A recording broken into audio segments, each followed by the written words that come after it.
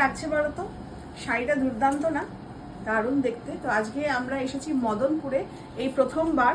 শান্তিপুর গেছি কিন্তু মদনপুরে এই প্রথমবার এলাম।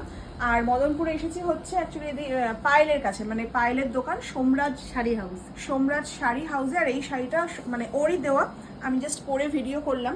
তো কুনালও বলছে যে শাড়িটা দারুণ দেখতে, দারুণ, সত্যি দারুণ দেখতে। আর এর কালার গুলো দেখলে না তোমাদের জাস্ট মাথা ঘুরে যাবে যে প্রত্যেকটা কালার এত পাবে। সোনালী ভট্টাচার্য প্রোফাইলে পাবে, দেখে নিও। পাবে, দেখে নেবে। আর কেউ যদি নিতে চাও নাম্বার দেয়া থাকবে, অবশ্যই তার সাথে কন্টাক্ট করে নেবে। দারুণ দারুণ শাড়ি দেখালে তো। থ্যাংক ইউ দিদি আসার আর জন্য। যেগুলো মানে অথেন্টিক যে শাড়ি, ফার্স্টে তো ও কেটে দিয়েছে আমাকে দেখে।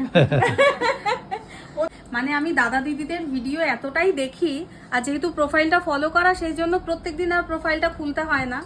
তো আমি একদিন নোটিফিকেশন আসেনি কোনো ভিডিও, সেদিন আমি প্রোফাইলটা অন করে দেখলাম যে তোমাদের নাম্বারটা দাও, তখন যোগাযোগ করলাম। আমি বলছি হ্যাঁ, একদিন আসেনি। আর প্রত্যেকদিন লাইভে শেষে কি করি, যদি ভিডিও দেখতে না পারি, লাইভের পরে তো প্রচুর শাড়ি ছড়িয়ে যায়, কাজ থাকে, তখন আমার যে মেয়েরা আছে ওদেরকে বলি ব্লুটুথে তুই কানেক্ট করে দে, আমি কানে শুনতে থাকি। আশা করি বুঝতে মানে আজকে কথাতে বুঝতে পেরেছো যে কোনো একটা ভিডিও কিন্তু মিস হয় না। না, ও সব দেখে, একদম খুঁটা দেখে। ওই জন্য মানে মানুষগুলোকে সামনের থেকে দেখতে পাচ্ছি, মানে আমি ইমোশনাল হয়ে গেছে। হ্যাঁ হ্যাঁ হ্যাঁ, বাচ্চাদের খুব বকলে যেরকম ভাবে কান্না করে, আজকে আমার কান্নাটা ওরকম হয়ে গেছে, কিন্তু বকানা আনন্দে ওটা হয়েছে।